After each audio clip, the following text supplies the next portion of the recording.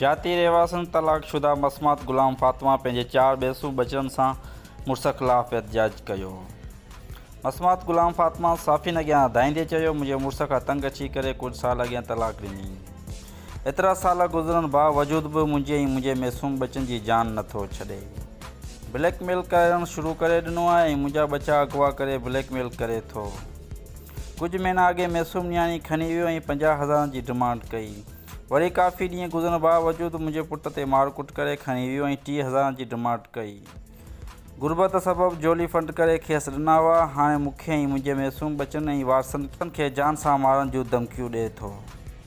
असांखे गुलाम हुसैन तैमूर मां जानी ख़तरो आहे ऐं मूंखे मुंहिंजे वारसनि खे कुझु बि थियो उन जो ज़िम्मेवारु गुलाम हुसैन तैमूर हूंदो। आउं SSP सुजाल उमदाद अली शाह ऐं जाती SHO मंज़ूर लखी IG सिंध इला अख़्तियारनि खां अपील करियां थी त मुंहिंजी हिन ब्लैकमेलर मां जान छॾाई वञे ऐं तहफ़ुज़ ॾिनो